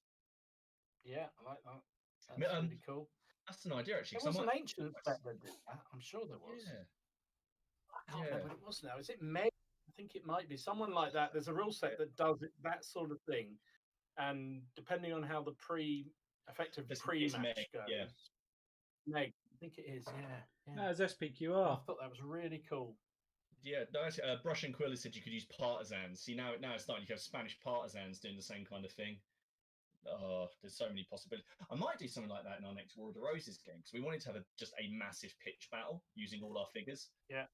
But so maybe because we've both got light cavalry, so maybe we could have some kind of light cavalry action first. That'd be quite. You do a skirmish game with light cavalry, maybe. Yeah. Yeah. Sort of have I don't know whether some decent rule system that does skirmish game for that period, or you could use maybe bill hooks. Yeah, and then play out the results in using Hail Caesar that we're doing. I've done that before, sort of mixing systems, so that's quite. Yeah, that would work. I think it'd be quite fun to do that. I I do like those sort of things. I think that would allow cavalry to sort of play a bit more of a role. I mean, some systems they are very powerful and very useful, and and I get the point that they weren't always. But you can't. Anybody's into Napoleonics gets very excited about things like the Ney's cavalry charge at Waterloo, and mass cavalry used at Austerlitz and that sort of thing. I mean, that's one of the exciting things, right? But Scots Greys charging. Really Yeah. happen. What anyway. Sorry, I'll just one thing. What rules? Because I know we've chatted about sort of like before about sort of the rules in Black Powder, like adopting. Which rules do you use for forming square? Do you use the ones in the main rulebook or the we do. Because we did that for ages, and then we tried out the other one, which is just forming square on a straight up order test, so that units that are less well led might not form square. So cavalry do tend to maybe charge home a little bit more. Kind of made that difference between raw crap troops, which we thought would represent the Hanoverians, but they always ended up forming in square, and then like the bloody Coldstream Guards wouldn't, or something like that, and then they'll get but that works quite well. We found it's one of the thing is, I mean, I think that's a weird one, isn't it? Because I think, having said, I don't think cavalry got much of a role in Black Powder. I think again, if you read the histories of those sort of periods, it was so rare for a square to be broken by cavalry, and generally it was because, like you say, the commanders did something stupid, or they'd been broken up by artillery, or were effectively surprised in some way. It was so rare for it to happen that it was almost noteworthy when it did happen. So I wouldn't want a rule system that sort of allowed it to happen sort of on a fairly regular basis, even if that was the way of making cavalry stronger. If you see what I mean? Because I just think it just didn't happen. It just very, very rarely happened. Was there? I think one battalion of British troops in the entire Napoleonics, I may have this wrong, was broken by cavalry. It's that kind of order of magnitude. Rare. I think the French had it a couple of times, and that was about it. So it just didn't happen. But yeah, I don't know. Cavalry. They're so lovely. They're so lovely to paint and so nice to look at. He said, laughing. Lovely to paint, but they're lovely to get on the table.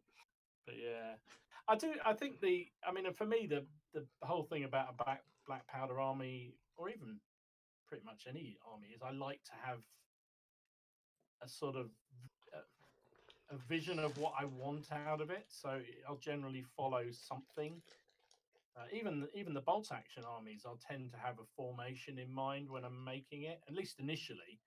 I want it to be 31st Panzer Grenadier, whatever it is, and I'll try and build it first to match that, and then I'll expand and get lots of other figures that allow me to do lots more things. So, you've seen the Cleve Bergs I'm doing. It's a particular division or brigade within a division in 1812 in the Russian campaign, and so I'm trying to build it according to that. But doesn't mean I won't start adding extra units on top of that. But for me, that's how my model of doing things. I'm Yeah. sort of toying with a brand new project, which for a completely different period, and I'll do exactly the same thing. And actually, what I'm doing at the moment is the research. I might do a video on this because it might be interesting to people. Maybe it won't, Yeah. but kind of how I go about thinking about a new project and all the sort of preamble that goes into it, and before I actually even buy any figures.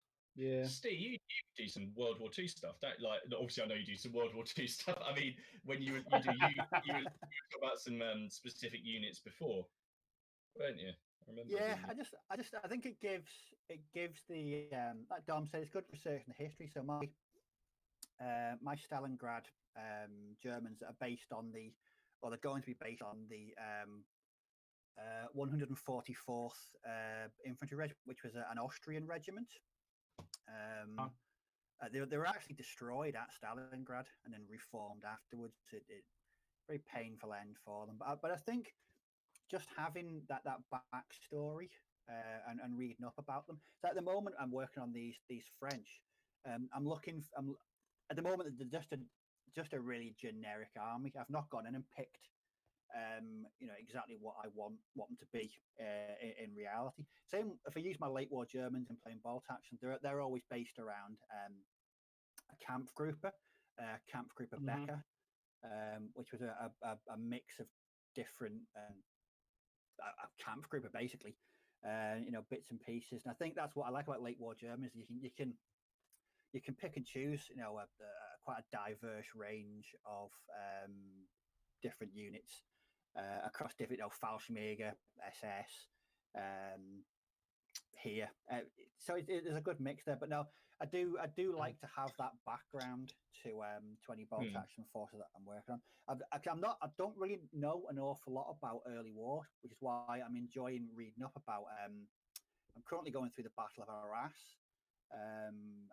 Like I say, I really want to pick out a French infantry regiment that because I'm not really down on my French history. So it's interesting. But like Dom said, immersing yourself in that research really it's an extra dimension to the hobby. Definitely, and you can do it for all. I mean, I do. I tend to do it more for the Wars of the Roses than anything else. I love finding out because you can find the muster rolls. You can find out how many men at arms the guy brought with him. And then because I've looked into the livery, I've got all these little biographies. I need to do them at some point because I've done one or two on the channel. I was going to do like a whole load of basically building the model and then doing a biography of the man. But there's so many. I love researching them because you find out all these funny little things that you can then think of modeling wise that you can do something. Like Clifford was killed at the Battle of Ferrybridge by a headless arrow. Got fired by legend apparently. It tells you that he got killed by a headless arrow through the neck. So you could model that. You could actually do just like this arrow sticking through his neck, but actually take the head off it. The research is brilliant. I've never done it with my I mean, there's no right or wrong. No. So I was going to say, having watched those documentaries recently about, there was one about the War of the Roses, and then that 4-part one about the Plantagenets. Bloody hell, that bit of a dysfunctional. That family. was a really just ever so slightly. But I think, like I say, that period. I know you game and model around a lot of that, but there's so many different characters and personalities that really you can. I imagine you could really transfer to the tabletop. Yeah, that's we found it because we started inventing our own rules because there's no supplement for the Wars of the Roses for Hail Caesar. We've just used Hail Caesar as a base, but we started in the last battle. We've sort of looked at their history and just come up with little rules. So we come up with because so many of the families hated each other. We had one family that hated the Nevilles. So if you had a Neville character, then that character would get some re-rolls against them. We had another one who was basically he was such a bastard that his men. I can't remember which one it is. My opponent will kill me because I do listen to him. It was either Exeter or I think it's Exeter. and basically his men hated him so much that on a trip back from Calais, he just fell overboard and he didn't make it. and but he had one of the racks in the tower was like called Exeter's Daughter or something like that because he was so fond of using it.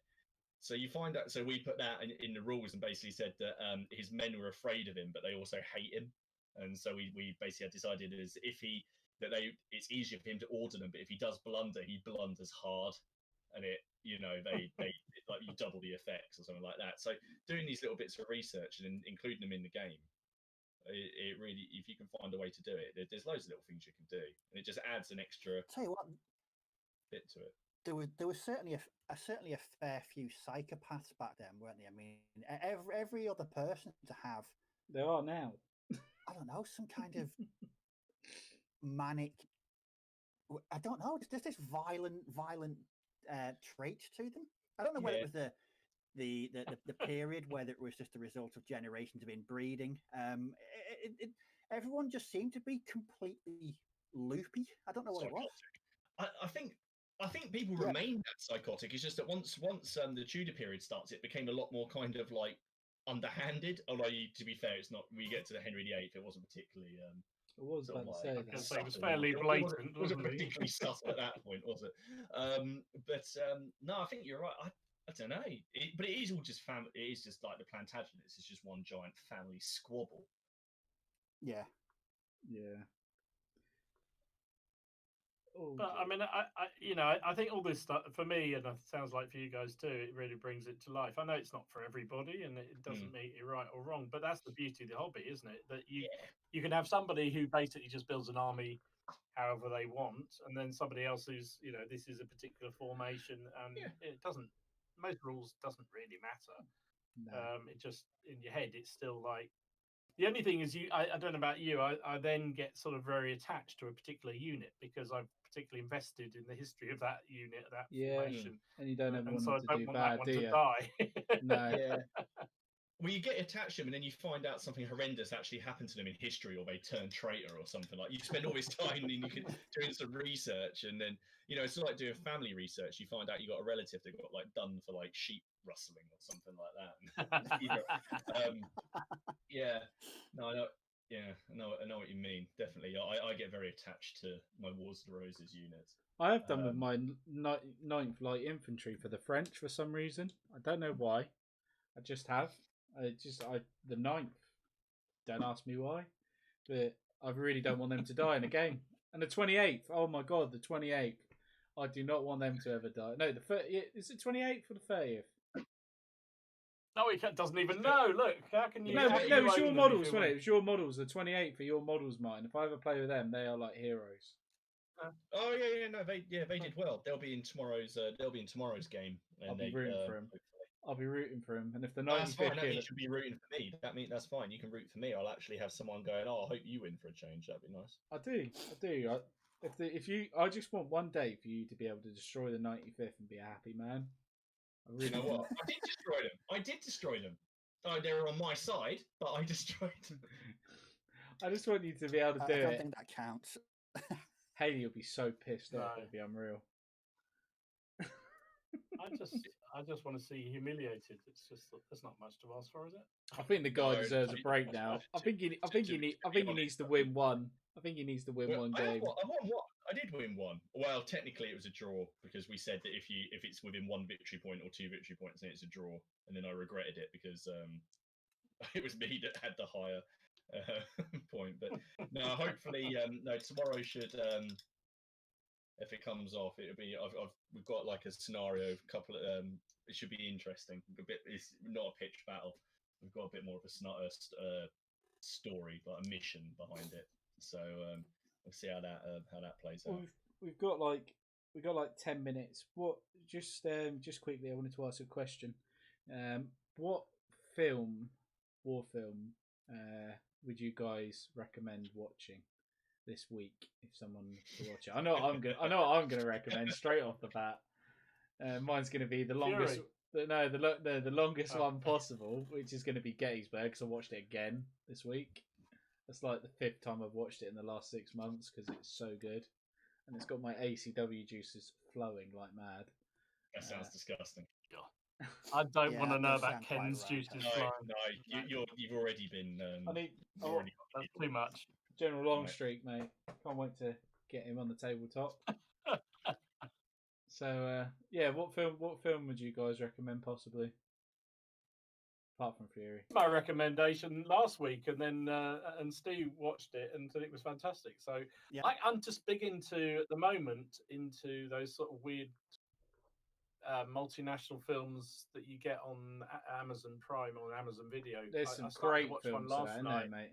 There's some absolute stonkers on there, and I mean, if you don't like subtitles, they're a bit annoying sometimes. But you know, so be it. But I was started to watch one the other night, which I need to finish off, and it was about Algerian volunteers in the French army in the Second World War, and it looked really brutal. But I just thought that's sort of bizarre. Like the one that Steve and I watched on the Latvians in the German and then the Russian army was kind of really. What channel was it? What was that on? They're on Amazon. They're on Amazon Prime. Yeah, I've got Amazon, Prime. What was the film called, again? What was the film called? The Latvian one? 1944, Forced to Fight. Made to Fight. I'm gonna go. I'm gonna watch that. It's in a minute. honestly, It's a brilliant film. It's been a long time since I've seen a film where they've obviously done their research into the uniforms and the weapons so much. Yeah. Absolutely unbelievably good. Really, really good. It's got you saying that, Steve. It's got to be, mate. Okay. Everyone's saying 1970. If I could recommend. Oh yeah. That is a. Oh, that's a cracking film, but it's a cracking story as much as a war film, though, isn't it? Yeah. If I could recommend one, it would be a war film that's in my top 5 of all-time war films because it's so bloody good. Paths of Glory from 1957 with Kirk Douglas. Oh yes, yeah, I know. I It's just, haven't seen that for years. it's just one of the best war films I've ever seen, and if it's on the telly, I always watch it. It's just so well acted. The story's really good. Even the battle scenes are really good. But it's highly recommended. A really great classic war film. Okay. Nice choice, mate. Cool. What about you, Mike? I'll go. So I'll go something. Say it's war, but something I've really enjoyed. If we're sticking along with the samurai, and I'm not going to say the Last Samurai. Don't worry. Although I do have a bit of a Hey, guilty mate, that pleasure was. for that film. I'll tell you what. It was all right, actually. That film. No, I think that film gets a bit too sad. I think the scenery. Anyway, there's it's. I describe it as a war film because there's a lot of privilege. There's a Japanese film called 13 Assassins. I don't know if you've seen that. Oh yeah. And it's absolutely fantastic. It's one of the best choreographed films I've ever seen. It's just I think it's about an hour and 45 minutes, and the first 45 minutes of the film is laying out the plot and things like that, and then the final hour is a fight of 13 guys. It's a bit Seven Samurai kind of. But it's very, very good. Go watch it if you're interested in samurai kind of stuff. Yeah. That being said, there's another good one called When the Last Sword is Drawn, which is like the Japanese version of their attempt at showing sort of like the last samurai period and the decline of the samurai, which is obviously a bit more sort of accurate if you don't mind subtitles. Yeah. Well, there was speaking of Japanese, there was a film about I think it's called The Last Kamikaze. It's about the kamikaze pilots from the Japanese, and that's subtitled. It's in Japanese. But it was actually quite interesting. It was on Amazon, actually. I think it was on Amazon. Yeah, I think it was. I think I saw that one. Yeah, it's about one of the officers and the sacrifice that he made. Like, I'm not going to give away the story, but the reasons behind doing it, that he was doing it, was different to. Yeah, he was like an ace pilot, wasn't he? I think. That's right. I'll tell you what. I think they're really good films. I don't know. Again, I really like the two Clint Eastwood films, Flags for Our Fathers and Letters to Iwo Oh Jima. yeah, man. And I Jesus. think for They're an American fantastic director, films. I mean, I like Clint Eastwood. West, all of them. But Clint Eastwood was to him to direct a foreign language film, Japanese film, and convey it in the way he did, and actually one of the few films I've ever seen an American do where the Japanese are actually portrayed in a bit more of a sympathetic light to the ones who are conscripted. And the people who didn't want to be there anymore, I think is a fantastic, absolutely fantastic. Yeah, film. man. And just the way Yeah, in the do you know what's crazy is I watched that Flags of Our Fathers, yeah, and like for 2 or 3 years I did not know Letters from Iwo Jima existed, and then I came across it and was like, I started watching. I was like, this looks familiar. This is the same scene. Oh fuck! And then I realised. That's the amazing thing about that. I was like, wow. Filmed at the same time, the polar opposites. So you have the guy who's in the machine gun nest shooting at the guy with the flamethrower, but when you watch Flags of Our Fathers, you just see the guy run up with the flamethrower, and it's I think it's very good. There's I think I should probably run. There's hundreds of recommendations here. Same. Dunkirk, 1917. Owen Douglas says A Bridge Too Far.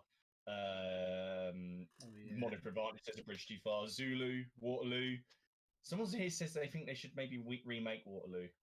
That was Nick Games. You can't remake Waterloo. I don't know about that. It's a bit like Gettysburg. You can't remake that with all those real people in and not CGI it. Owen Douglas has said, "Come and see." Have you seen that? No. The World War II film. It's not a light viewing. It's very good, very very good. I wouldn't watch it sort of like if you're like you're wanting a nice uplifting evening. But it is a very good film.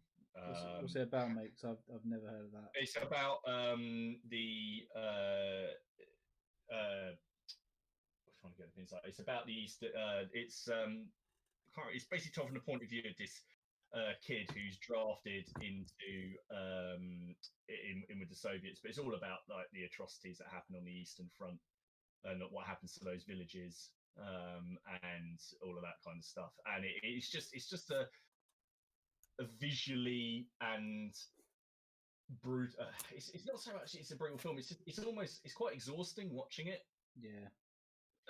It is very good. It's a bit like the boy in the striped pajamas. Have you guys seen that about the concentration camps? That's a very hard film to watch. It's a lot of those films are very difficult to watch, but you sort of have to watch them. Of course you do, yeah. Of course you do. My humble opinion. It's like Schindler's List, isn't it? Paul said Cross of Iron. Yeah, that's a bit of a winner. And War and Peace, fantastic the film. 70s Russian version. I don't think I've seen that one. War and Peace. That's a bit extreme, Paul. There you go. It's Russian, so they've got to be played up big in it. Definitely. There's no votes for Fury in here, as I can see. No, that's Steve. Battle of Britain as well. That's an all-time classic, isn't it? That's an all-time classic. Actually worked out. When was it? I can't remember because the other day I was looking through my DVD collection and Fury is actually on my shelf. When the fuck did you buy that? Covered in dust. Maybe you could do a giveaway, Steve. I enjoyed it. I don't care what you say. It wasn't. You wouldn't. There's a Russian historical film, but I really enjoyed it as the film. Yeah. Playing devil's advocate. Didn't mind it up until the last 20 minutes. Yeah, that final scene. Exactly the same. Yeah, exactly. Again, the level of detail, the sort of believable characters. So I don't despise it, from start to finish. For 90% of the film, it was quite good, but that last 10%. I can't unsee that last 20 minutes. I really can't. No matter how much mind bleach I use, it's still stuck in there. Yeah. There's a Russian version of that film, Fury, where they get captured by the Germans and they bring a T-34. Yeah. Oh, Jesus Christ. Have you seen it? Yeah, Yeah. Where they go over a ramp and the T-34 like flies up a ramp. Oh my god! And then they fire a shell and they kind of bounce it off the road. Oh my god! Yeah. I work with a World War II enthusiast. He's not a war gamer, but he's really into it. He's into his vehicles. He knows everything. And I showed him the trailer to that, and he was getting really angry with me. Yeah. Like really upset about it, and then he started pacing around the office swearing, and then he had to go for a fag to sort of like. It's a T-34. It's a T-34-85 as well, and it's like taking on three Panthers. The bit when they fire like a Panther and the T-34, they fire at the same time, and the shells go past each other like this, and like spark off each other. Don't get me wrong. For a cinematic film, if it's not historically accurate, just for an action film, it wasn't actually that bad for an actiony film. If that's what you're watching it for. Because I did like the slow-mo camera effects with the shell going through, how it looked. But yeah, it's not very accurate, is it? Have you seen it, Steve? No. You need to watch it, no, Steve. No, honestly, you need to watch it. Send you a trailer. Have you seen anything about it at all? I saw the trailer, and I was like, I have my concerns with this one. It's a Russian Fury. Point out from a sort of a benchmark. If I'm insulting films, one of my favourite films of all time is Weekend at Bernie's. So don't take my film knowledge to be anything other than amateur. Given that Weekend at Bernie's gets regular rotation around my place. Steve, promise me you'll watch this by next week if Martin sends you the link. Just watch it and give us feedback. What's it called? T-34. Yeah, just called T-34. Right. It's just called T-34. It's Russian. Miller has said Steve's got to use his Fury DVD as a base for his next artillery piece. Oh, do you want to see the next base? That's my next base for my artillery piece. A nice 10 by 10. Oh. But yeah, it's a good suggestion. That or rudimentary frisbee, table mat, dartboard. The possibilities are endless. Nick Games has just said about that film I told you guys about. I'm sorry.